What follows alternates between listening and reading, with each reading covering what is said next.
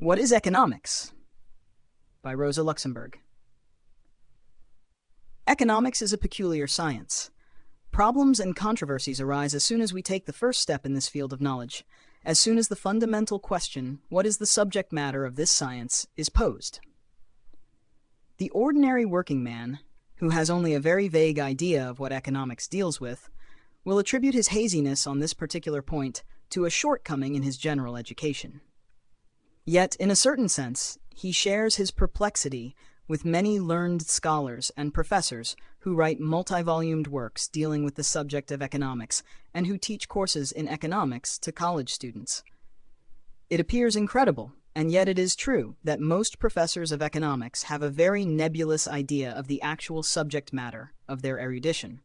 Since it is common usage among these professors adorned with academic titles and honors to operate with definitions, that is, to try to exhaust the essence of the most complex phenomena in a few neatly arranged sentences, let us experiment for a moment and attempt to learn from a representative of official bourgeois economics what essential topics this science deals with.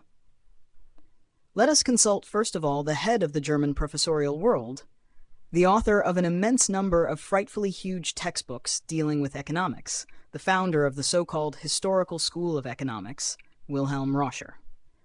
In his first big work, entitled The Principles of Political Economy, a handbook and textbook for businessmen and students, which was first published in 1854, but which has run through 23 editions since then, we read as follows, in Chapter 2, Section 16. By the science of national or political economy, we understand the science which has to do with the laws of development of the economy of a nation, or with its economic national life, philosophy of the history of political economy, according to von Mangold. Like all the political sciences, or sciences of national life, it is connected, on the one hand, with the consideration of the individual man, and on the other, it extends its investigation to the whole of humankind. Do the businessmen and students now understand what economics is? Why, economics is the science having to do with economic life. What are horn-rimmed glasses? Glasses with rims of horn, of course. What is a pack mule? Why, it is a mule with a pack. As a matter of fact, this is a good way to explain the meaning of more complex words to infants. It is a pity, however, that if you did not understand the meaning of the words in question in the first place, you will not be any wiser, whether the words are arranged this way or that way. Let us consult another German scholar, the present instructor in economics at the University of Berlin, a veritable shining light of official science, famous throughout the length and the breadth of the land, as the saying goes, Professor Schmoller. In an article on economics to be found in that large compendium of German professors, the Hand Dictionary of Political Sciences, published by Professors Conrad and Lexis, Schmoller answers us as follows. I would say that it is the science which is to describe, define, and elucidate the causes of economic phenomena, and also to comprehend them in their interrelations. This supposes, of course, that economics is defined correctly in the first place. In the center of this science we must place the typical forms, repeated among all of the modern cultured peoples, of the division and organization of labor, of commerce, of the distribution of income, of socio-economic institutions, which, supported by certain kinds of private and public law, and dominated by the same or similar psychic forces, generate the same or similar arrangements of forces, which, in their complete description, would present the statistics of the present economic civilized world a sort of average condition of the latter. Continuing from there, the science has attempted to ascertain the differences among the various national economies, one in comparison to the others, the various types of organization here and elsewhere. It has asked in what relation and in what sequence the various forms appear, and has thus arrived at the conception of the causal development of these different forms, one from the other, and the historical sequence of economic conditions. And as it has, from the very beginning, arrived at the affirmation of ideals by means of moral and historical value judgments, so it has maintained, to a certain extent, this practical function to the present. Besides theory, economics has always propagated practical principles for everyday living. Whew. Let's take a deep breath. How was that again? Socioeconomic institutions, private and public law, psychic forces, similar and same and similar, statistics, statics, dynamics, average conditions, causal development, moral, historical value judgments. An ordinary mortal reading this passage can't help wondering why his head is spinning like a top. With blind faith in the professorial wisdom being dispensed here, and in stubborn pursuit of knowledge, one might try to decipher this jumble 2 times, maybe 3 times, with an effort. But we are afraid it would be in vain. It is but hollow phraseology and pompous prattle which we are being handed, and this in itself is an infallible sign. If you think soundly, and if you have thoroughly mastered the subject under consideration, you will express yourself concisely and intelligibly.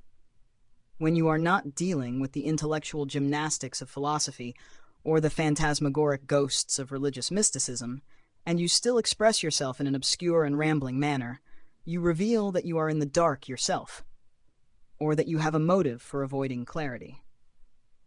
We shall see later that the obscurantist and perplexing terminology of the bourgeois professors is no accident, that it expresses not merely their own muddle-headedness, but also their tendentious and tenacious aversion of a real analysis of the question which we are considering.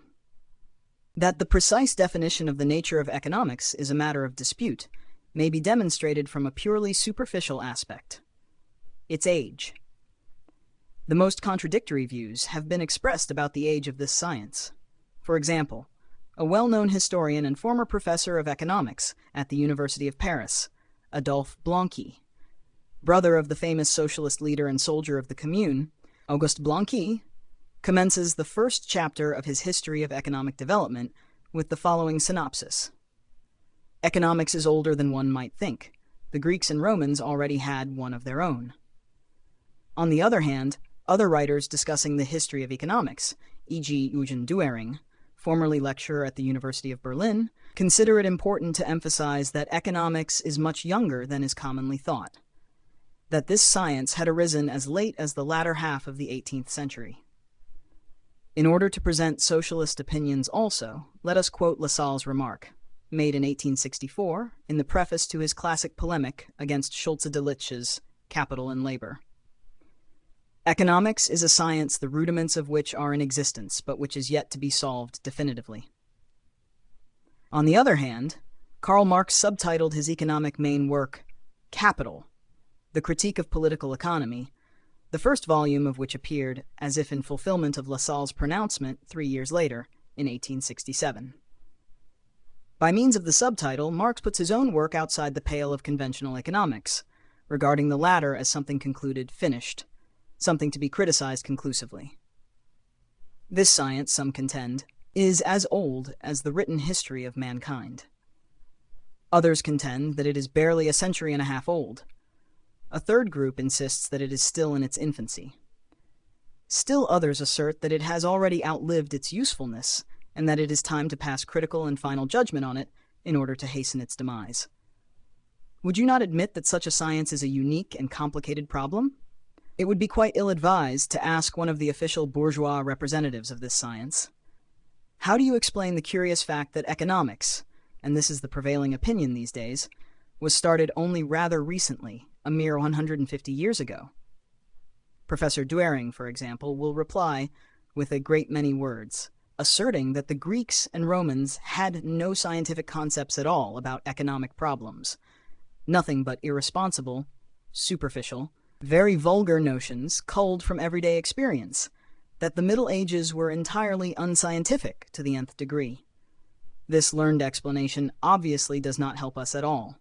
On the contrary, it is quite misleading, especially in its manner of generalizing about the Middle Ages. An equally peculiar explanation is offered by Professor Schmoller.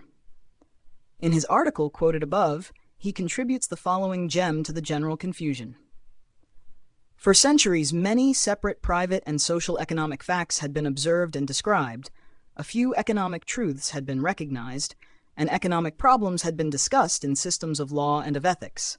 These unrelated, pertinent facts were to be united into a special science when the economic problems attained a previously unheard-of importance in the management and administration of states.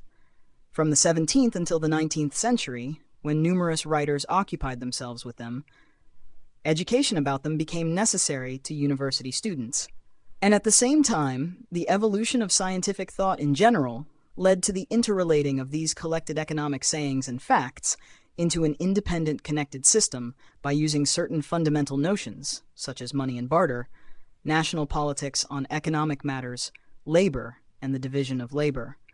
This was attempted by the important writers of the 18th century. Since that time, the theory of economics has existed as an independent science.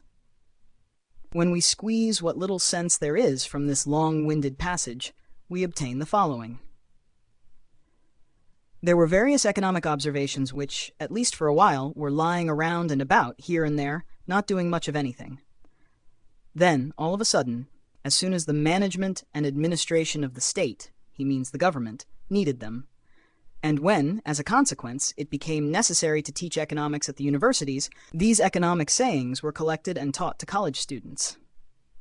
How astounding and how typical is this explanation for a professor? First, because of the need of the right honorable government, a teaching chair is founded, which is to be filled by a right zealous professor. Then, of course, the corresponding science must be created, otherwise what would the professor teach? Reading this passage, who is not reminded of the Master of Court Protocol, who asserted that he was absolutely convinced that monarchies would have to endure forever. After all, without monarchies, what would he do for a living? The essence of the passage, then, is the following. Economics came into being because the government of the modern state needed this science. A summons issued by the powers that be is supposed to be the birth certificate of economics. This way of thinking fits a present-day professor perfectly. The scientific valet of the government who, at the request of that government, will heat the drums scientifically in favor of any navy, tariff, or tax proposal, who in wartime will become the veritable hyena of the battlefield, preaching chauvinism, national hatred, and intellectual cannibalism. Such a being readily imagines that the financial requirements of sovereignty, the fiscal desires of the treasury, a nod from the powers that be, these were enough to create a science overnight, out of thin air. For those of us who are not in governmental employ, such notions present a few difficulties. Moreover, this explanation only poses another question. What happened in the 17th century that made the governments of the modern states, going along with Professor Schmoller's contention, feel the need for shaking down their beloved subjects according to scientific principles, all of a sudden? Whereas for hundreds of years they had done quite well, thank you, with the old-fashioned methods. Are not things turned upside down here? And is it not more likely that the new needs of the sovereign treasuries were only a modest consequence of those great historic changes which were the real cause of the birth of the new science of economics in the middle of the 18th century? In summation, we can only say that the learned professors would not tell us what subject matter economics deals with, and then, on top of that, they would not reveal why and how this science originated. Sometimes economics is simply defined as follows. It is the science of the economic relations among human beings. The question of the definition of economics does not become clarified by this camouflage of the issue involved, but instead becomes even more involved. The following question arises. Is it necessary, and if so, why, to have a special science about the economic relations of human beings, i.e., all human beings, at all times and under all conditions?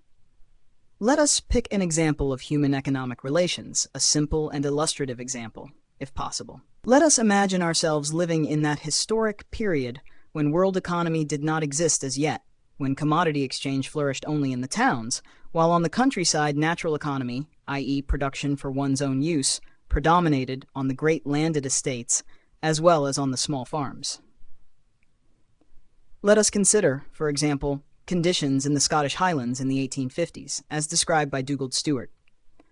In some parts of the Highlands of Scotland, many a shepherd and a cotter, too, with his wife and children appeared, in shoes of leather tanned by himself, in clothes which had been touched by no hands but their own, since they were shorn from the sheep and sown in the flax field.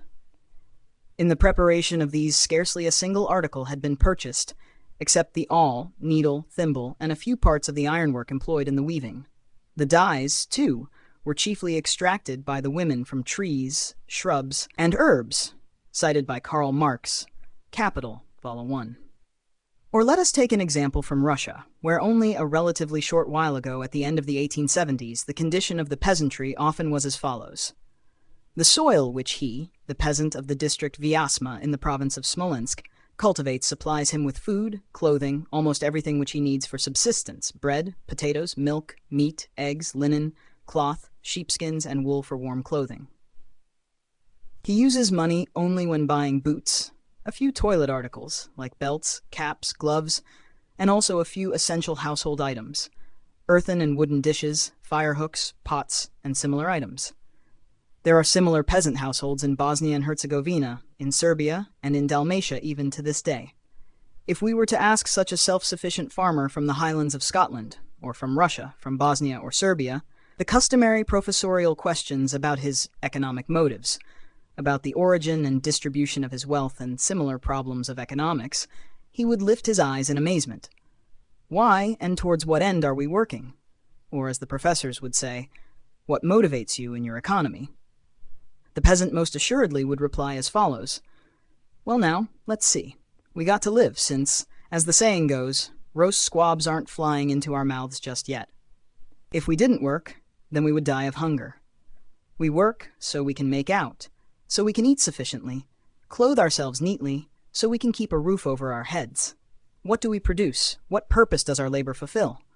What a silly question. We produce what we need, what every farm family needs in order to stay alive. We plant wheat and rye, oats and barley, potatoes. According to the circumstances in which we find ourselves, we keep cows and sheep, chickens and geese. In the winter, there is spinning to be done. That is woman's work, while the men make whatever the household needs with axe, saw, and hammer. For all I care, you can call it agriculture or handicraft. In any case, we have to do a little of everything, since we need all kinds of things around the house and for the fields. How do we organize the work? Another silly question. The men, naturally, do those chores which call for the strength of men. The women take care of the house, the cows, and the chicken coop. The children help wherever they can. You don't mean that I should send the woman to cut the wood and that I should milk the cow myself? The good man does not know, let us add on our part, that in many primitive tribes, Brazilian Indians, for instance, it is precisely the women who collect wood, dig for roots, and gather fruits in the forest, while with the cattle-raising tribes of Africa and Asia, it is the men who not only take care of the cattle, but also milk them. Even today, in Dalmatia, one can still see the woman carrying heavy loads on her back, while the robust man rides alongside on a donkey, puffing a pipe. This division of labor appears just as natural to them as it seems natural to our peasant that he should cut the wood and that his wife should milk the cows. But let us go on. What constitutes my wealth? But every child in the village knows the answer to that. A peasant is rich when he has a full barn, a well-filled stable, a good herd of sheep, a big chicken coop. He is poor if he starts running out of flour around Easter time, and when his roof starts leaking when it rains for a spell. Upon what factors does the increase of my wealth depend? What is there to ask?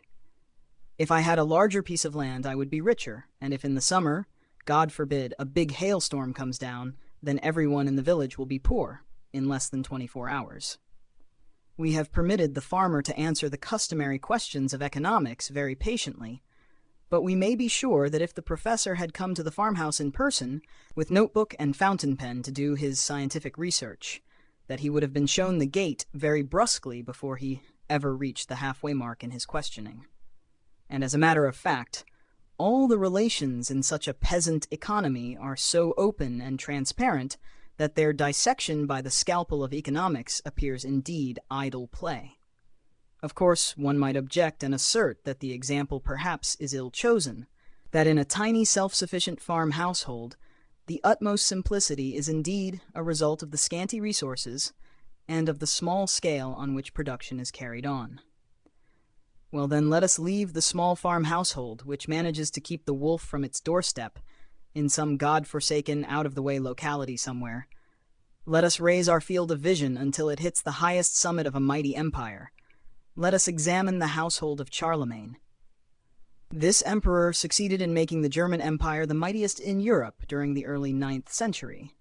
He organized no less than 53 military expeditions to extend and secure his realm, ruling not only present-day Germany, but also France, Italy, Switzerland, northern Spain, Holland, and Belgium. This emperor was also very much concerned with economic conditions on his manors and farms. With his own imperial hand, no less, he wrote a special decree comprising 70 paragraphs in which he laid down the principles which were to be applied to the management of his farms, the famous Capitulare de Villis, i.e., law about the manors. Fortunately, this document, a priceless treasury of historical information, has been preserved to this day among the molder and dust of the archives. This document deserves particular attention for two reasons.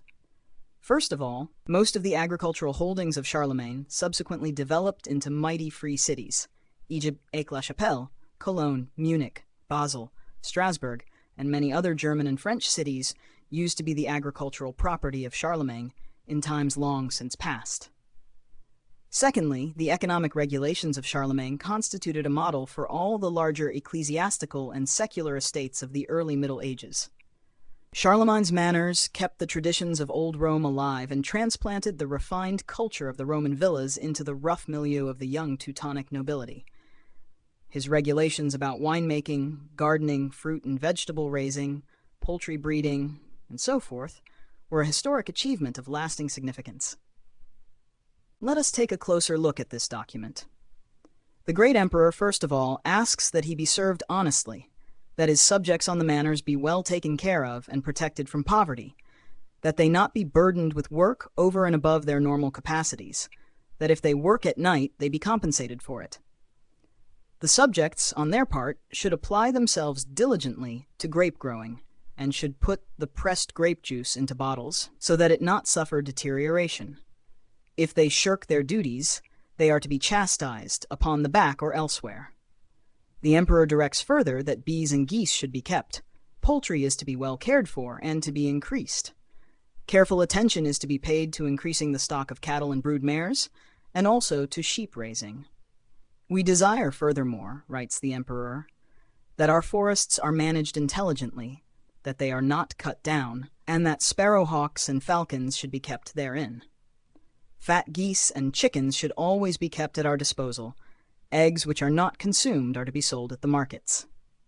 In each of our manors, a supply of good bed feathers, mattresses, blankets, copper kitchenware, lead, iron, wood, chains, pothooks, hatchets, drills should always be on hand so that nothing has to be borrowed from other people. Furthermore, the emperor insists that exact accounts of the yield of his manors be kept, namely, how much of each item was produced, and he lists them: vegetables, butter, cheese, honey, oil, vinegar, beets, and other trifles, as the text of the famous document goes. The emperor orders further that in each of his domains various artisans, skilled in every craft, should be present in sufficient number, and again he lists the various crafts one by one. He designates Christmas Day as the date on which he is to receive annual accounts of all his riches, and the smallest peasant does not count each head of cattle or each egg on his farm with more care than the great Emperor Charles. The 62nd paragraph of the document goes as follows: "It is important that we know what and how much of each we own, of every article." And once more he lists them: oxen, mills, wood, boats, vines, vegetables, wool, linen, hemp, fruits, bees, fishes, hides, wax and honey, new and aged wines, and other things which are delivered to him. And for the consolation of his dear vassals, who are to supply him with all these things, he adds guilelessly, "We hope that all this shall not appear too difficult for you. Since each of you is lord on his manor, you, in turn, may exact these things from your subjects." Further along in the law, we encounter exact instructions as to the type of container and the mode of transportation of wines, which apparently were an affair of state that was very dear to the heart of the emperor. Wine should be carried in casks with stout iron rims and never in skins. As for flour, it is to be transported in double carts covered with leather, so that rivers may be forded without damage to the flour. I also want an exact accounting of the horns of my bucks and goats, likewise of the skins of the wolves killed in the course of the year. In the month of May, do not forget to declare ruthless war on the young wolves.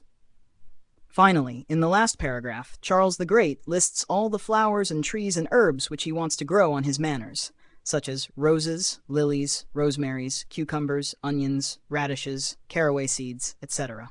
The famous legislative document concludes with something like the enumeration of the various brands of apples. This, then, is the picture of the imperial household of the 9th century, and even though we are dealing here with one of the mightiest and wealthiest of the sovereigns of the Middle Ages, everyone will have to admit that his household economy as well as his management principles are surprisingly reminiscent of those of the tiny farm household which we considered previously. If we were to ask our imperial host the previous questions of economics about the nature of his wealth, the object of production, the division of labor, etc., he would extend his royal hand and point to the mountains of wheat, wool, and hemp, to the casks of wine, oil, and vinegar, to the stables filled with cows, oxen, and sheep. And in all probability, we should not be able to think up any kind of mysterious problems for the science of economics to analyze and solve there, inasmuch as all relations, cause and effect, labor, and its result are crystal clear. Perhaps someone wishes to call our attention to the fact that we chose the wrong example again. After all, is it not evident from the document that we are not dealing with the public economic life of the German Empire, but with the private household of the emperor? But if someone were to counterpose these two concepts, he would commit a historical error as far as the Middle Ages are concerned. Certainly, the law applied to the economy of the estates and manors of Emperor Charlemagne, but he operated these households as sovereign, not as a private citizen.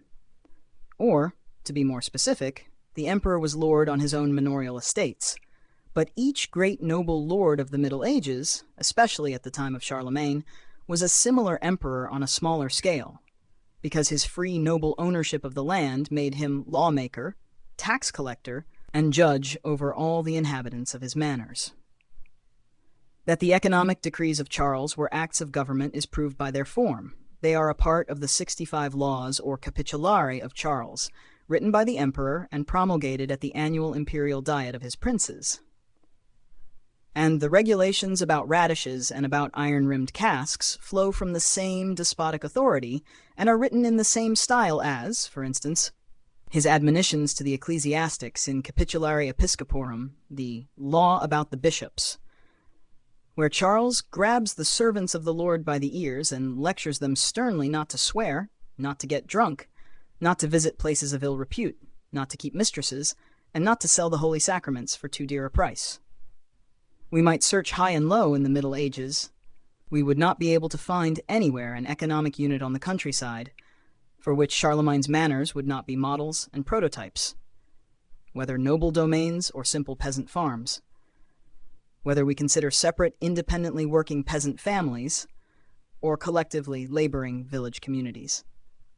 What is most striking in both examples is that the needs of human existence directly guide and determine the work, and that the results correspond exactly to the intentions and the needs, and that, regardless of the scale of production, economic relations manifest an astonishing simplicity and transparency.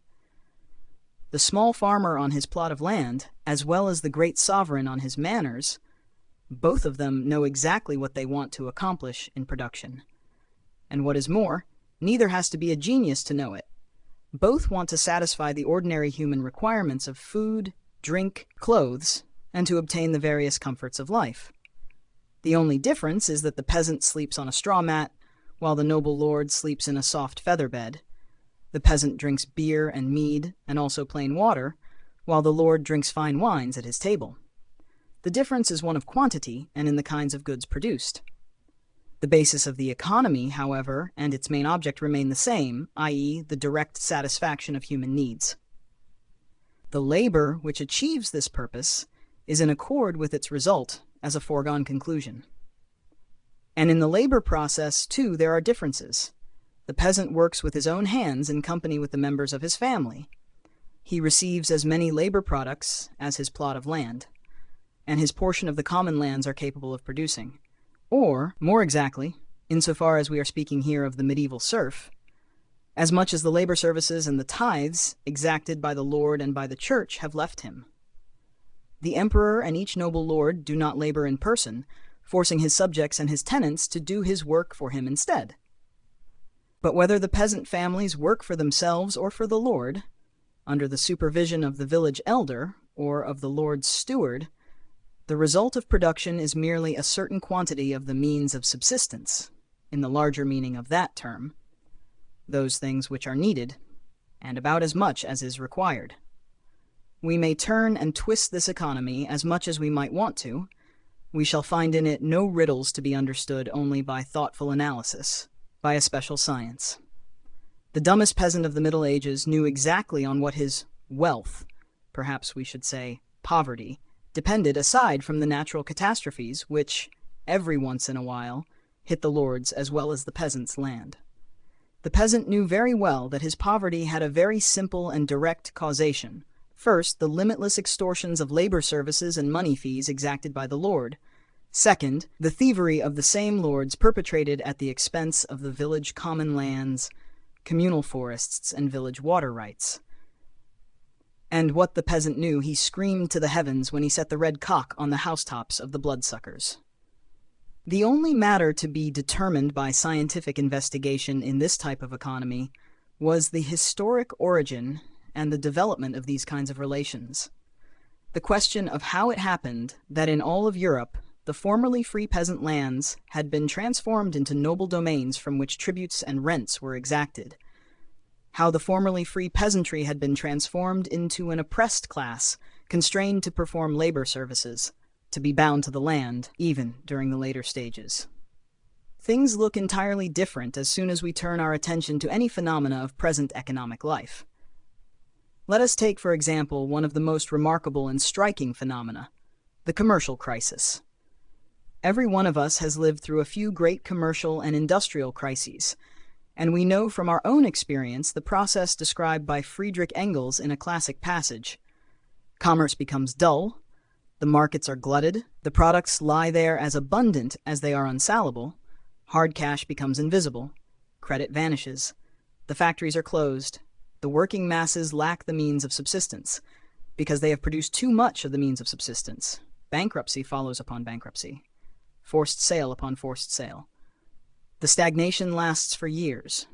Productive forces and mass products are wasted and destroyed wholesale, until the accumulated masses of commodities flow off more or less depreciated in value, until production and exchange are again gradually set into motion. Little by little, the pace quickens, falls into a trot, the industrial trot changes into a gallop, and this again increases into the headlong gallop of a complete industrial, commercial, credit, and speculative steeplechase, in the end to land again after the most breakneck leaps in the ditch of the crisis. All of us know how the specter of a commercial crisis terrifies any modern country.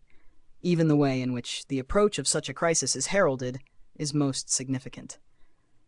After a few years of prosperity and of good business have elapsed, vague rumors are to be detected in the newspapers now and then. The stock exchange receives the disquieting news of a few bankruptcies. Then, the hints in the press become broader. The stock exchange becomes increasingly apprehensive. The national bank increases credit rates. This signifies that credit is more difficult to get and limited in amount. In the end, the news about bankruptcies and layoffs pours down like drops of water in a cloudburst. And once the crisis is in full swing, then the argument starts about who is to blame for it. The businessmen blame the abrupt credit refusals by the banks, the speculative mania of the stockbrokers. The stockbrokers blame the industrialists. The industrialists blame the shortage of money, etc. And when business finally picks up again, then the stock exchange and the newspapers note the first signs of improvement with relief, until, at last, hope, peace, and security stop over for a short stay once more.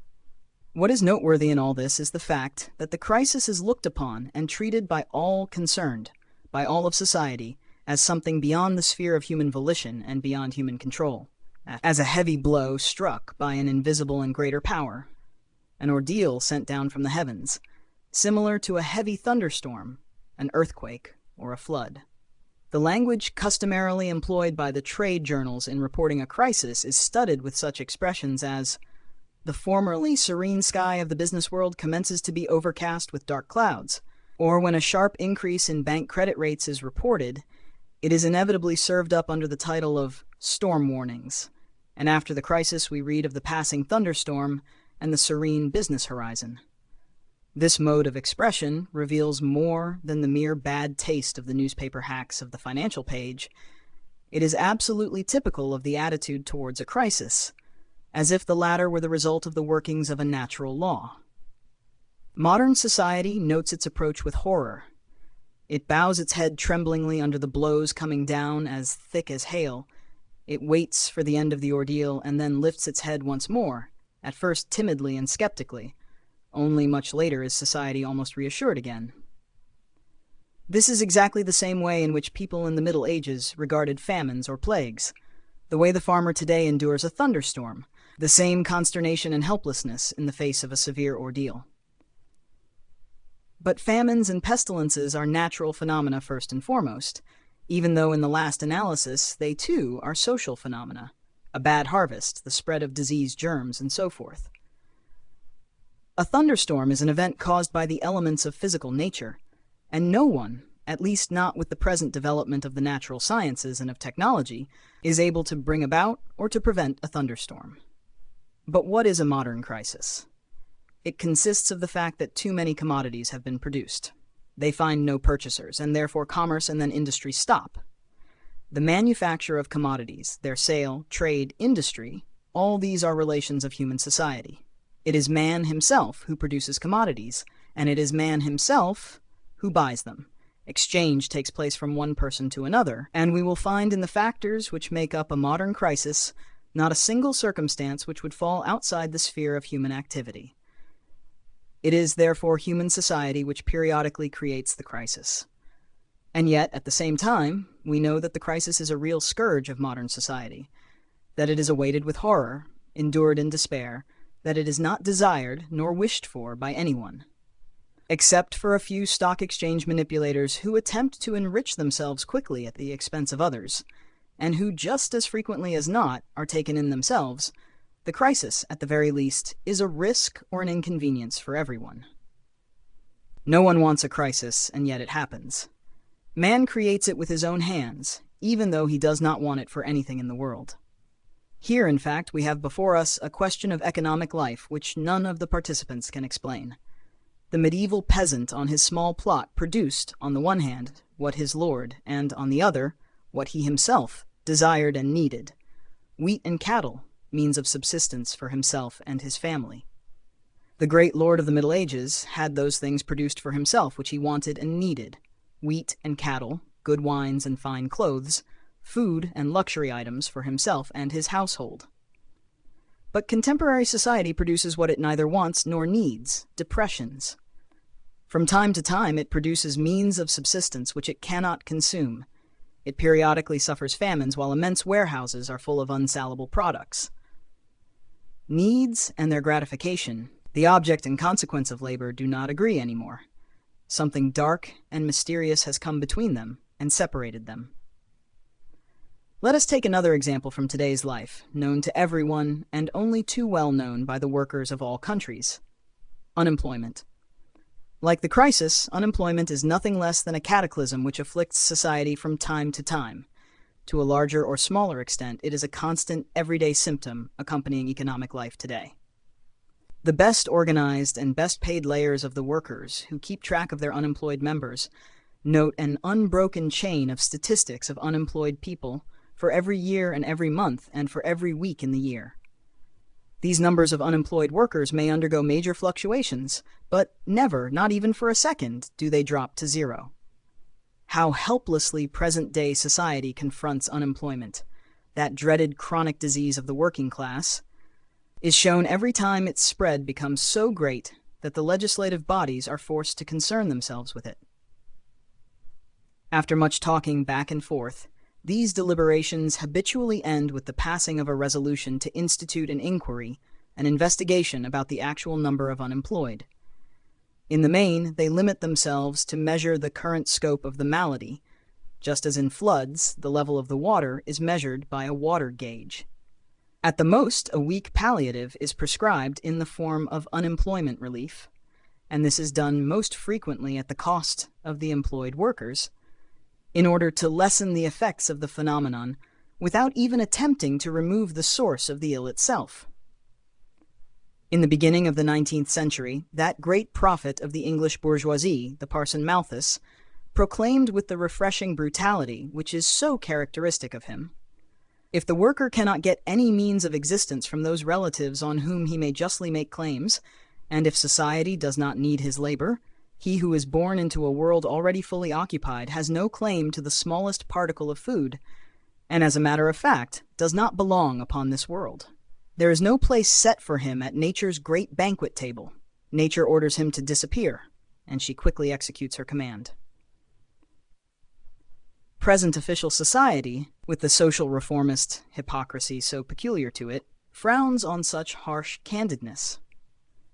Actually, it too lets the unemployed proletarian, whose labor it does not need, disappear from this world in one way or another, sooner or later, as demonstrated by the statistics about the deterioration of public health, the increase in infant mortality, the growth of crimes against property during every crisis.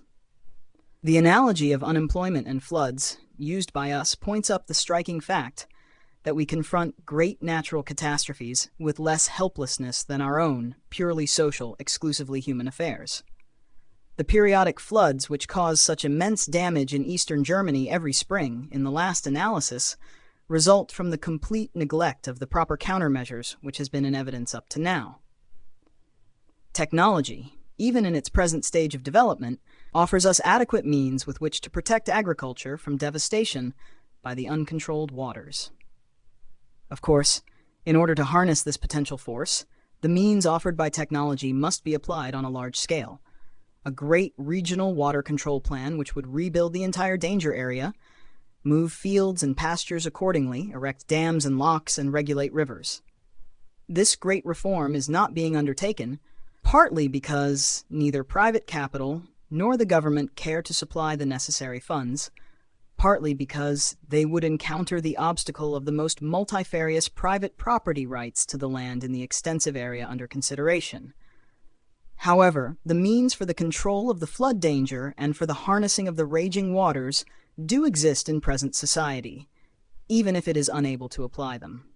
The remedy for unemployment, on the other hand, has not as yet been found by contemporary society, and yet it is no elemental law of nature, no physical force of nature, no supernatural power, but merely a product of exclusively human economic relations. And here, once more, we are faced by an economic riddle, by an occurrence which no one purposely desires, which no one consciously intends, but which nevertheless occurs periodically with the regularity of a natural phenomenon, over the heads of men, as it were. We need not even have recourse to such striking occurrences of present-day life, such as depressions or unemployment, i.e., calamities and events out of the ordinary. At least, current public opinion holds that these events form an exception to the normal course of events. Let us take instead the most common example from everyday life, which repeats itself 1,000 times in every country: fluctuations of commodity prices. Every child knows that the prices of commodities are not something fixed and unchanging, but quite the contrary, they go up or down almost every day, even every hour. Let us pick up any newspaper, let us turn to the commodity exchanges, and we shall read about the price movements of the previous day. Wheat, weak in the morning, around noon somewhat stronger, at closing time higher or lower. It is the same with copper, iron, sugar, and grapeseed oil. And similarly with the stocks of the various industrial firms, with private or government bonds on the stock exchange. Price fluctuations are an incessant, everyday, normal occurrence of economic life today. But as a result of these same price fluctuations, the financial status of the owners of all these commodities changes daily and hourly. If the price of cotton increases, then the wealth of all the traders and manufacturers who have cotton stocks in storage rises, for the moment. If the prices fall, their wealth declines. If copper prices go up, then the holders of copper mine stock become richer. If they go down, they become poorer. Thus, because of simple price fluctuations as a result of a tick of the tape from the exchange, people can become millionaires or beggars within a few hours. And of course, speculation with its frauds is based on this mechanism. The medieval proprietor would become richer or poorer by a good or a poor crop, or as a robber knight he might enrich himself if he made a good catch while kidnapping traveling merchants. Or, and that was the tested and preferred method, he increased his wealth when he squeezed his bondsmen harder, by adding to the labor services and the money fees which he extorted from them. Today, a person can become rich or poor without doing anything, without lifting a finger, without an occurrence of nature taking place, without anyone giving anyone anything, or physically robbing anything. Price fluctuations are like secret movements directed by an invisible agency behind the back of society, causing continuous shifts and fluctuations in the distribution of social wealth. This movement is observed as atmospheric pressure read on a barometer, or temperature on a thermometer. And yet, commodity prices and their movements manifestly are human affairs, and not black magic. No one but man himself, with his own hands, produces these commodities and determines their prices, except that, here again, something flows from his actions which he does not intend nor desire. Here again, need, object, and result of the economic activity of man have come into jarring contradiction. How does this happen, and what are the black laws which, behind man's back, lead to such strange results of the economic activity of man today? These problems can be analyzed only by scientific investigation. It has become necessary to solve all these riddles by strenuous research, deep thought, analysis, analogy, to probe the hidden relations which give rise to the fact that the result of the economic activity of man does not correspond to his intentions, to his volition. In short, to his consciousness. In this manner, the problem faced by scientific investigation becomes defined as the lack of human consciousness in the economic life of society, and here we have reached the immediate reason for the birth of economics. Darwin, in his description of his world cruise, tells us the following about the Indians inhabiting Tierra del Fuego, on the southern tip of South America. They often suffer from famine. I heard Mr. Lowe, a sealing master intimately acquainted with the natives of this country, give a curious account of the state of a party of 150 natives on the west coast, who were very thin and in great distress. A succession of gales prevented the women from getting shellfish on the rocks, and they could not go out in their canoes to catch seal. A small party of these men one morning set out, and the other Indians explained to him that they were going on a 4 days' journey for food.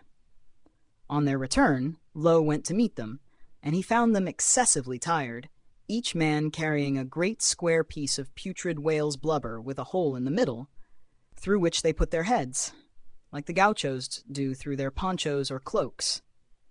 As soon as the blubber was brought into a wigwam, an old man cut off thin slices, and muttering over them broiled them for a minute, and distributed them to the famished party, who during this time preserved a profound silence.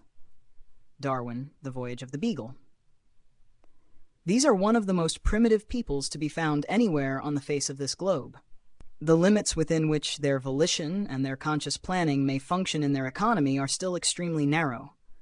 Man is still tied very closely to the apron strings of Mother Nature, being completely dependent on her favor. And yet within these narrow limits, this small society of 150 individuals observes a plan, organizing the entire social organism. The provisions for the future welfare at first take the wretched form of a supply of rotten blubber hidden someplace. But this wretched supply is divided among all of the members of the tribe, while certain ceremonies are observed. The labor of obtaining food is joined in by everyone, also under planful leadership. Let us consider a Greek oikos, a slave household economy of antiquity, an economy which actually did form a microcosm, a small world by itself. Here, we will be able to observe great social inequalities. Primitive poverty has given way to a comfortable surplus of the fruits of human labor. Physical labor has become the damnation of one, idleness the privilege of the other. The worker has become the personal property of the non-worker. But even this master and slave relation yields the strictest planfulness and organization of the economy, of the labor process, of distribution. The despotic will of the master is its base, the whip of the slave driver its sanction. In the feudal manner of the Middle Ages, The despotic organization of economic life very early assumes the forms of a traditional detailed work code in which the planning and the division of labor, the duties and the rights of each, are clearly and rigidly defined. On the threshold of this era in history stands the pretty document which we have considered above, the Capitulare de Villis by Charlemagne, which still exudes cheerfulness and good humor, and revels voluptuously in the abundance of physical delights, the production of which is the sole purpose of economic life. At the end of the feudal period in history, we see that ominous code of labor services and money payments imposed by the feudal lords in their greed for money, a code which gave rise to the German peasant wars of the 15th century and which, 200 years later, reduced the French peasant to that miserable beast-like being who would be aroused to fight for his civil rights only by the shrill tocsin of the Great French Revolution. But as long as the broom of the Revolution had not swept away this feudal rubbish, then, in all of its wretchedness, the direct master and bondsman relation clearly and rigidly determined the conditions of feudal economy, like fate preordained. Today we know no masters, no slaves, no feudal lords, no bondsmen. Liberty and equality before the law have removed all despotic relations, at least in the older bourgeois states. In the colonies, as is commonly known, slavery and bondage are introduced frequently enough for the first time by these same states. But where the bourgeoisie is at home, free competition rules as the sole law of economic relations, and any plan, any organization has disappeared from the economy. Of course, if we look into separate private enterprises, into a modern factory, or a large complex of factories and workshops, like Krupp or a larger-scale capitalist farm enterprise in North America, then we shall find the strictest organization, the most detailed division of labor, the most cunning planfulness based on the latest scientific information. Here everything flows smoothly, as if arranged by magic, managed by one will, by one consciousness. But no sooner do we leave the factory or the large farm behind when chaos surrounds us. While the innumerable units, and today a private enterprise, even the most gigantic, is only a fragment of the great economic structure which embraces the entire globe, while these units are disciplined to the utmost, the entity of all the so-called national economies, i.e. world economy, is completely unorganized. In the entity which embraces oceans and continents, there is no planning, no consciousness, no regulation, only the blind clash of unknown, unrestrained forces playing a capricious game with the economic destiny of man. Of course, even today, an all-powerful ruler dominates all working men and women, capital. But the form which this sovereignty of capital takes is not despotism, but anarchy. And it is precisely this anarchy which is responsible for the fact that the economy of human society produces results which are mysterious and unpredictable to the people involved. Its anarchy is what makes the economic life of mankind something unknown, alien, uncontrollable, the laws of which we must find in the same manner in which we analyze the phenomena of external nature, the same manner in which we have to attempt to comprehend the laws governing the life of the plant and animal kingdom, the geologic formations on the Earth's surface, and the movements of the heavenly bodies. Scientific analysis must discover ex post facto that purposefulness and those rules governing human economic life which conscious planfulness did not impose on it beforehand. It should be clear by now why the bourgeois economists find it impossible to point out the essence of their science, to put the finger on the gaping wound in the social organism, to denounce its innate infirmity. To recognize and to acknowledge that anarchy is the vital motive force of the rule of capital is to pronounce its death sentence in the same breath, to assert that its days are numbered. It becomes clear why the official scientific defenders of capital's rule attempt to obscure the entire matter with all kinds of semantic artifices, try to direct the investigation away from the core of the subject, take up mere external appearances, and discuss national economy instead of the world economy. At the very first step over the threshold of economic understanding, even with the first basic premise of economics, bourgeois and proletarian economics experience a parting of the ways. With the very first question, as abstract and as impractical as it might seem at first glance in connection with the social struggles taking place today, A special bond is forged between economics as a science and the modern proletariat as a revolutionary class. If we proceed from the insight gained above, then various questions will be cleared up, which otherwise might have seemed puzzling to us. First of all, the problem of the age of economics is solved. A science which has for its subject the discovery of the laws of the anarchy of capitalist production obviously could not arise before that mode of production itself, before the historic conditions for the class rule of the modern bourgeoisie were established by centuries of birth pangs of political and economic changes. According to Professor Bucher, the rise of the present social order was a very simple matter, of course, which had little to do with preceding economic phenomena. It was the product of the exalted decision and the sublime wisdom of absolutist monarchs. The final development of national economy, Bucher tells us, and we already know that for a bourgeois professor, the term national economy is a purposely misleading circumlocution for capitalist production, is in its essence the fruit of the political centralization that begins at the close of the Middle Ages with the rise of the territorial state organizations, and now finds its completion in the creation of the unified national state. Economic unification of forces goes hand in hand with the bowing of private political interests to the higher aims of the nation as a whole.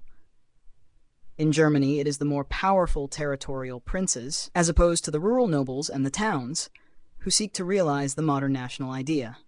Bucher, The Rise of National Economy. But also in the rest of Europe, in Spain, Portugal, England, France, the Netherlands, the princely power accomplished similar valorous deeds. In all these lands, though with varying degrees of severity, appears the struggle with the independent powers of the Middle Ages, the greater nobility, the towns, the provinces, the religious and secular corporations. The immediate question, to be sure, was the annihilation of independent territorial circles which blocked the way to political unification. But deep down, beneath the movement leading to the development of princely absolutism, slumbers the universal idea that the greater tasks confronting modern civilization demanded an organized union of whole peoples, a grand living community of interests, and this could arise only upon the basis of common economic action. Here we have the prettiest flowering of that intellectual flunkyism which we have noted previously of German professors. According to Professor Schmoller, the science of economics came into being at the command of enlightened absolutism. According to Professor Bucher, the entire capitalist mode of production itself is but an achievement of the sovereign decision and the heaven-storming plans of absolutist sovereigns. Indeed, we would do the great Spanish and French tyrants and also the German pygmy despots a great injustice by suspecting them of having been moved by some world historic idea, or the greater tasks confronting human civilization during their petty spats with insolent generals at the close of the Middle Ages, or during the costly crusades against the Dutch cities. Really, sometimes historical facts are actually stood on their heads. The formation of bureaucratically centralized large states was an indispensable precondition for the capitalist mode of production, but their formation was a consequence of the new economic requirements, and one could turn Bucher's sentence around and say more correctly, the achievement of political centralization in its essence was a product of the maturing national economy, i.e., capitalist production. It is characteristic of the unconscious tool of historic progress, such as absolutism, in the measure in which absolutism did take an undeniable part in this historic preparatory process, that it played its progressive role with the very same dumb thoughtlessness with which it inhibited these same tendencies at every convenient opportunity. This happened, for instance, when the medieval tyrants, by the grace of God, considered the cities allied with them against the feudal nobility as mere objects of exploitation which, at the very first opportunity, they would betray to the feudal barons once more.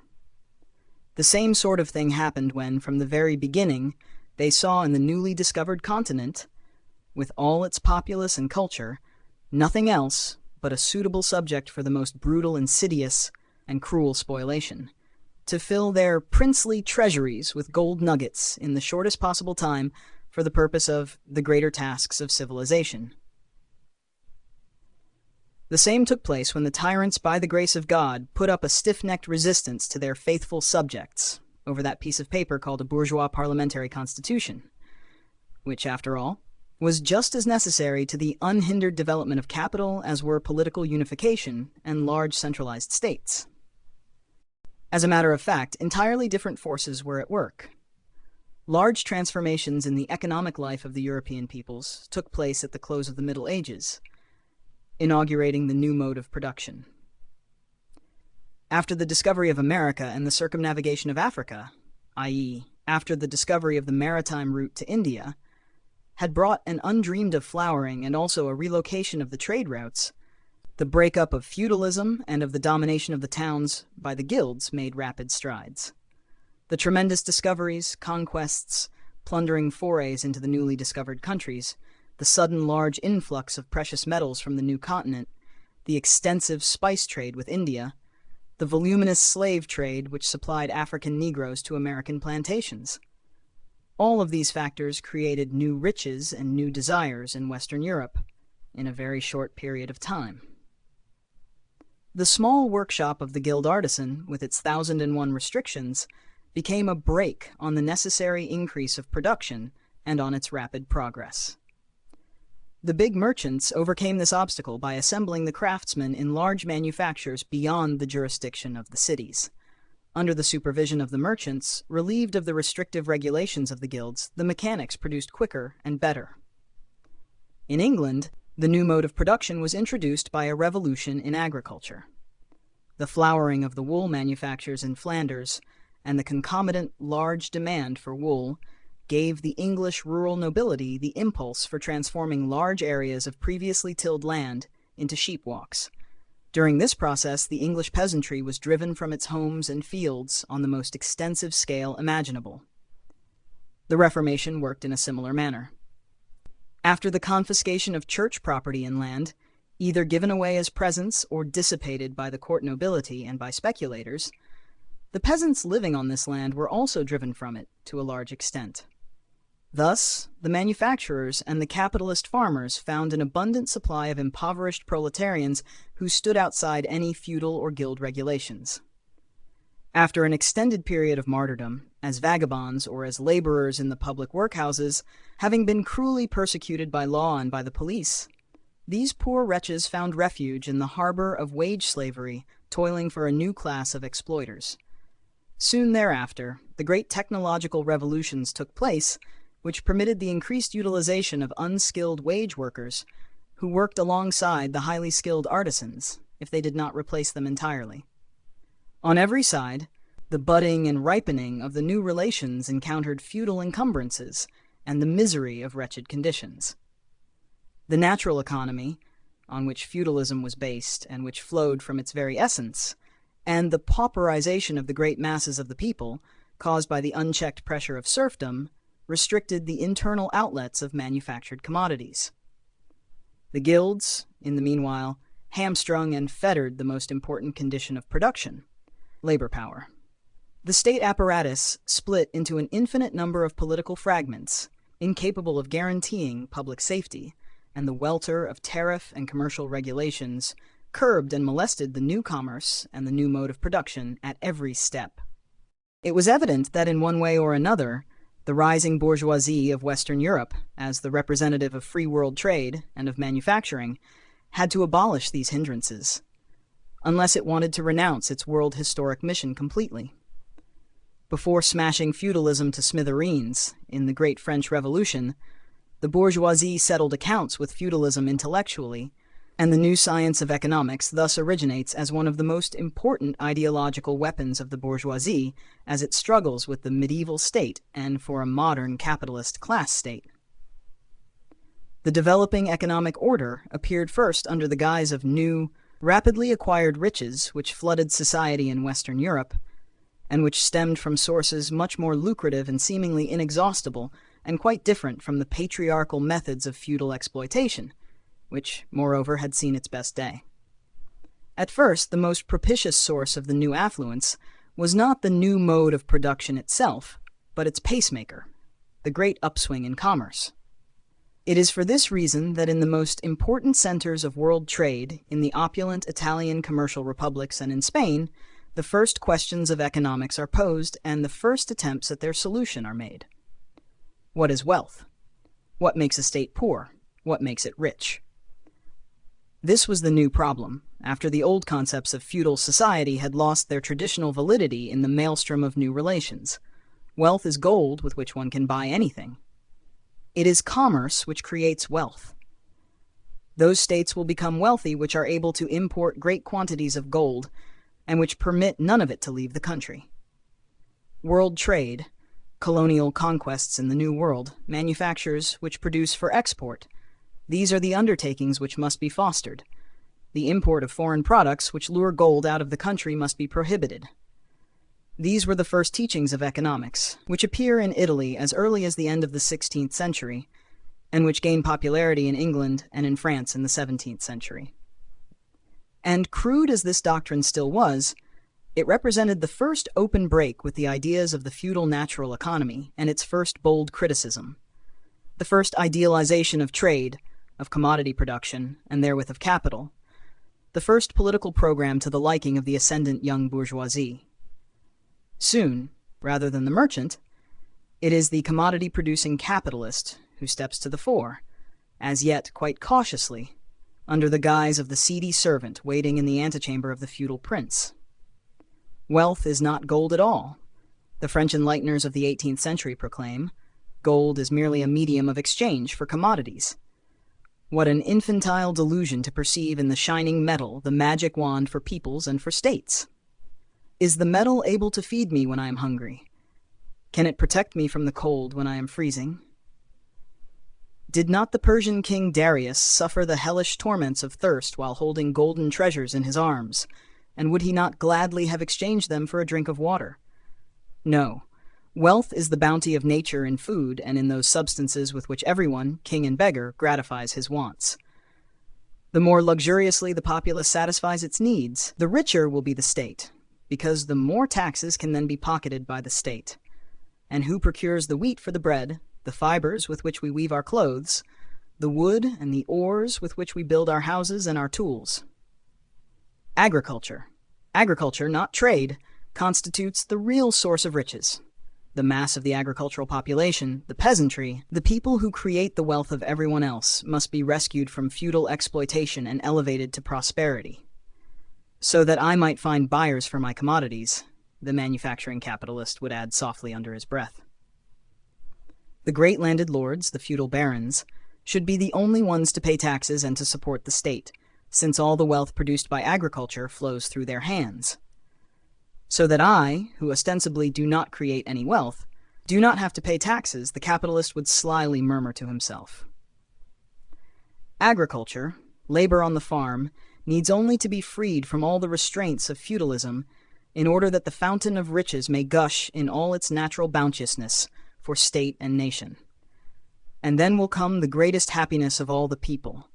The harmony of nature will have been re-established in the world. The approaching thunderclouds, heralding the storming of the Bastille, were already clearly visible in these teachings of the Enlighteners. Soon, the capitalist bourgeoisie felt itself powerful enough to take off its mask of submissiveness and to put itself squarely in the foreground, demanding point-blank the remodeling of the entire state in its own image. Agriculture is not the sole source of wealth, at all, Adam Smith proclaims in England, at the close of the 18th century. Any wage labor which is engaged in commodity production creates wealth. Any labor, Adam Smith said, and thereby he shows to what degree he and his disciples had turned into mere mouthpieces for the bourgeoisie. For him and his successors, the laboring man was already by nature a wage worker for the capitalist. Because wage labor, on top of the necessary wages for the maintenance of the worker, also creates the rent for the maintenance of the landlord, and a profit besides, for the enrichment of the owner of capital, for the boss. And wealth becomes increased. The more workers there are in the workshops under the thumb of capital, the more detailed and painstakingly the division of labor among them has been carried out. This, then, was the real harmony of nature, the real wealth of nations. Any labor resolves itself into a wage for the workers, which keeps them barely alive and obliges them to continuing wage labor. Rent, which suffices to provide the landlords with a carefree existence. And a profit, which keeps the boss in good humor so that he will persevere in his business enterprise. In this fashion, everyone is provided for without having to utilize the crude methods of feudalism. The wealth of nations, then, is fostered when the wealth of the capitalist entrepreneur is promoted. The boss, who keeps everything in operation, who taps the golden source of wealth, wage labor. Therefore, away with all the fetters and restrictions of the old good times, and also with the recently instituted paternal protective measures of the state. Free competition, a free hand for private capital, the entire fiscal and state apparatus in the service of the capitalist employer, and everything will turn out for the best in the best of all possible worlds. This, then, was the economic gospel of the bourgeoisie, divested of all its disguises, and the science of economics had been stripped down to where it showed its real physiognomy. Of course, the practical reform proposals and the suggestions which the bourgeoisie offered the feudal states failed as miserably as all historic attempts to pour new wine into old bottles have always failed. The hammer of revolution achieved in 24 hours what half a century of patchwork could not achieve. It was the conquest of political power which put the ways and means of its rule into the hands of the bourgeoisie. But economics, like all the philosophical, legal, and social theories of the Age of Enlightenment, and first and foremost among them was a method of gaining consciousness, a source of bourgeois class consciousness. As such, it was a precondition and a spur to revolutionary action. Even in its remotest offshoots, the bourgeois task of remodeling the world was fed by the ideas of classical political economy. In England, during the storm and stress period of the struggle for free trade, the bourgeoisie received its arguments from the arsenal of Smith-Ricardo, and the reforms of the Stein-Hardenberg-Scharnhorst period in post-Napoleonic Germany, which were an attempt to put the feudal rubbish of Prussia into some kind of viable shape after the blows it had received from Napoleon at Jena, likewise took their ideas from the teachings of the English classical economists. The young German economist Marwitz wrote in the year 1810 that next to Napoleon, Adam Smith was the mightiest ruler in Europe. If we understand at this point why the science of economics originated only about a century and a half ago, then, from the vantage point gained, we will also be able to construct its subsequent fate. If economics is a science dealing with the particular laws of the capitalist mode of production, then its reason for existence and its function are bound to the lifespan of the latter, and economics will lose its base as soon as that mode of production will have ceased to exist. In other words, economics as a science will have accomplished its mission as soon as the anarchistic economy of capitalism has made way for a planful, organized economic order which will be systematically directed and managed by the entire working force of mankind. The victory of the modern working class and the realization of socialism will be the end of economics as a science. We see here the special bond between economics and the class struggle of the modern proletariat. If it is the task and the subject matter of economics to elucidate the laws regulating the rise, growth, and extension of the capitalist mode of production, then it flows inexorably that, to be consistent, economics must also discover the laws of the decline of capitalism. Like previous modes of production, capitalism is not eternal, but a transitory historic phase, a rung in the never-ending ladder of social progress. The teachings about the rise of capitalism must logically transform themselves into the teachings about the fall of capitalism. The science of the capitalist mode of production becomes the scientific proof of socialism. The theoretical instrument of the inception of bourgeois class rule becomes a weapon in the revolutionary class struggle waged for the emancipation of the proletariat. This second portion of the general problem of economics, of course, was solved neither by the French nor by the English, nor much less by the German wise men of the bourgeois classes. The final conclusions of the science analyzing the capitalist mode of production were drawn by a man who, from the very beginning, stood on the watchtower of the revolutionary proletariat, Karl Marx. For the first time, socialism and the modern labor movement were constructed on the indestructible rock of scientific insight. As an ideal about a social order built on equality and fraternity for all men, as an ideal about a communist commonwealth, socialism was thousands of years old. Among the first apostles of Christianity, among the various religious sects of the Middle Ages, in the peasant wars, the socialist ideal had always flared up as the most radical expression of the revolt against contemporaneous society. But as an ideal which could be advocated at all times, in any historical milieu, socialism was only the beautiful vision of a few enthusiasts, a golden fantasy, always out of reach, like the airy image of the rainbow in the skies. At the close of the 18th and in the beginning of the 19th centuries, the socialist idea, freed from all religious sectarian frenzy, as a reaction to the horrors and the devastations which ascendant capitalism perpetrated in society, appeared for the first time with real force behind it. But even at that time, socialism basically was only a dream, the invention of a few bold minds. If we listen to the first vanguard fighter of the revolutionary upheavals set into motion by the proletariat, Gracchus Babeuf, who attempted a coup de main during the Great French Revolution for the purpose of introducing social equality forcibly, then we shall find that the sole argument on which he is able to base his communist aspirations is the crying injustice of the existing social order. In his impassioned articles, pamphlets, and also in his defense plea before the tribunal which sentenced him to death, he never tired of picking the contemporary social order to pieces. His gospel of socialism consists of an indictment of society, the denunciation of the sufferings and the torments, the wretchedness and the debasement of the working masses, on whose backs a handful of idlers grow wealthy and rule society. For Babeuf, it was enough that the existing social order well deserved to perish, i.e., it could have been overthrown 100 years previous to his time, if only a group of determined men had been found who would seize the state power and who would introduce the regime of equality, just as the Jacobins seized political power in 1793 and introduced the Republic. In the 1820s and 1830s, socialist ideas were represented with a great deal more genius and brilliance by three great thinkers: Saint-Simon and Fourier in France, Owen in England. They based themselves on altogether different methods, and yet, in essence, on the same line of reasoning as Babeuf. Of course, not one of the above-mentioned men thought even remotely of any revolutionary seizure of power for the realization of socialism.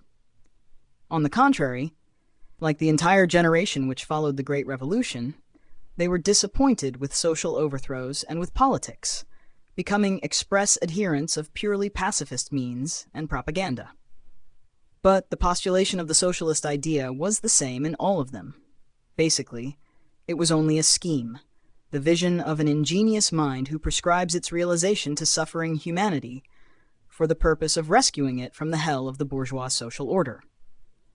Thus, in spite of all the power of their criticism and the magic of their futuristic ideals, these socialist ideas remained without any noticeable influence on the real movements and struggles of the times. With a handful of friends, Babeuf perished in the counter-revolutionary tidal wave, without leaving a trace, other than a short, shining inscription on the pages of revolutionary history. Saint-Simon and Fourier succeeded in establishing sects of enthusiastic and talented followers who, having sown rich and fertile seeds of social ideas, criticism, and experiments, went their separate ways, looking for greener pastures. Of them all, Owen gained the greatest hold on the proletarian masses, but after having attracted an elite group of English workers in the 1830s and 1840s, his influence also vanishes with hardly a trace. A new generation of socialist leaders emerged in the 1840s. Weitling in Germany, Proudhon, Louis Blanc, Blanqui in France. The working class itself had begun to take up the struggle against the clutches of capital. The class struggle had been initiated by the revolts of the silk weavers of Lyons in France, by the Chartist movement in England. However, there existed no direct link between the spontaneous movements of the exploited masses and the various socialist theories. The proletarian masses in revolt did not have a socialist goal in view, nor did the socialist theoreticians attempt to base their ideas on the political struggle of the working class. Their socialism was to be instituted by certain cunningly devised artifices, like Proudhon's People's Bank or Louis Blanc's productive associations. The only socialist who looked on the political struggle as an end towards the realization of the social revolution was Blanqui. This made him the only real representative of the proletariat and of its revolutionary class interests at the time. But basically, even his socialism was only a scheme, attainable at will, as the fruition of the iron determination of a revolutionary minority and the outcome of a sudden coup d'etat carried through by the same minority. The year 1848 was to be the high point and also the critical moment for the older socialism of all varieties. The Parisian proletariat, influenced by the traditions of preceding revolutionary struggles, agitated by the various socialist systems, passionately espoused some nebulous notions about a just social order. As soon as the bourgeois kingdom of Louis Philippe had been overthrown, the Parisian workers utilized the favorable relationship of forces to demand the realization of the social republic and a new division of labor from the terrified bourgeoisie. The provisional government was granted the famous 3 months period of grace for complying with these demands, and for 3 months the workers starved and waited, while the bourgeoisie and the petty bourgeoisie secretly armed themselves and prepared to crush the workers. The period of grace ended with the memorable June massacre, in which the ideal of a social republic, attainable at will at any time, was drowned in the blood of the Parisian proletariat.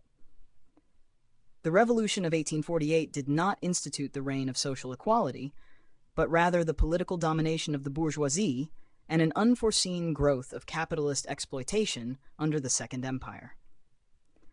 But at the same time, while socialism of the old stripe seemed to be buried forever under the smashed barricades of the June insurrection, the socialist idea was placed on a completely new foundation by Marx and Engels. Neither of the latter two looked for arguments in favor of socialism in the moral depravity of the existing social order, nor did they try to smuggle social equality into the country by means of inventing new and tempting schemes. They turned to the examination of the economic relations of society. There, in the very laws of capitalist anarchy, Marx discovered the real substantiation of socialist aspirations. While the French and English classicists of economics had discovered the laws according to which capitalist economy lives and grows, Marx continued their work a half-century later, starting where they had left off. He discovered how these same laws regulating the present economy work towards its collapse by the increasing anarchy, which more and more endangers the very existence of society itself, by assembling a chain of devastating economic and political catastrophes.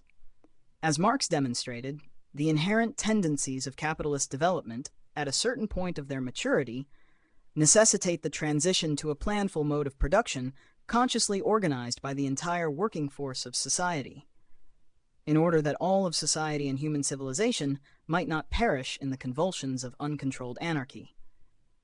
And this fateful hour is hastened by capital, at an ever-increasing rate, by mobilizing its future gravediggers, the proletarians, in ever greater numbers, by extending its domination to all countries of the globe, by establishing a chaotic world economy, and by laying the foundation for the solidarity of the proletariat of all countries into one revolutionary world power, which shall sweep aside the class rule of capital. Socialism ceased being a scheme, a pretty fancy, or an experiment carried out in each country by isolated groups of workers, each on its own hook. As the common political program of action for the entire international proletariat, socialism becomes a historic necessity, because it is a result of the operation of the very laws of capitalist development. It should be apparent by now why Marx put his own economic teachings outside the pale of official economics, and named them a critique of political economy. The laws of capitalist anarchy and of its future collapse, which were developed by Marx, are only the logical continuation of the science of economics as it had been created by the bourgeois scholars, but a continuation which, in its final conclusions, is in polar opposition to the point of departure of the wise men of the bourgeoisie. The Marxian doctrine is a child of bourgeois economics, but its birth cost the mother's life. In Marxist theory, economics found its perfection, but also its end as a science. What will follow, apart from the elaboration of Marxist theory in details, is only the metamorphosis of this theory into action, i.e., the struggle of the international proletariat for the institution of the socialist economic order. The consummation of economics as a science constitutes a world historic task, its application in organizing a planful world economy. The last chapter of economics will be the social revolution of the world proletariat. The special bond between economics and the modern working class is shown to be a reciprocal relation. If, on the one hand, the science of economics, as it was perfected by Marx, is, more than any other science, the indispensable basis of proletarian enlightenment, then, on the other hand, the class-conscious proletariat is the only receptive audience these days capable of understanding the teachings of scientific economics. With the crumbling ruins of the old feudal society still before their eyes, the Quesnays and Boisguillerts of France, the Adam Smiths and Ricardos of England surveyed the young bourgeois order with pride and enthusiasm, and with faith in the coming millennium of the bourgeoisie and its natural social harmony, without trepidation, they permitted their eagle eyes to scan the depths of the economic laws of capitalism. But the growing impact of the proletarian class struggle, and especially the June insurrection of the Parisian proletariat, has long since destroyed the faith of bourgeois society in its own godlikeness. Since it has eaten of the tree of knowledge and learned about modern class contradictions, the bourgeoisie abhors the classic nakedness in which the creators of its own classical political economy once depicted it, for all the world to see. The bourgeoisie became conscious of the fact that the spokesmen of the modern proletariat had forged their deadly weapons from the arsenal of classical political economy. Thus, it has come about that for decades, not only has socialist economics preached to the deaf ears of the propertied classes, but bourgeois economics, to the extent that it once was a real science, has done the same. Unable to comprehend the teachings of their own great forebears, and even less able to accept Marxist teachings which flowed from them, and which, moreover, sound the death knell for bourgeois society, the bourgeois professors serve up a tasteless stew made from the leftovers of a hodgepodge of scientific notions and intentional circumlocutions, not intending to explore the real tendencies of capitalism at all. On the contrary, they try only to send up a smoke screen for the purpose of defending capitalism as the best of all economic orders, and the only possible one. Forgotten and forsaken by bourgeois society, scientific economics can find its listeners only among class-conscious proletarians, to find among them not only theoretical understanding, but also concomitant action. The famous saying of Lassalle is applicable first and foremost to economics. When science and the workers, these two opposite poles of society, shall embrace, they shall crush in their arms all social obstacles.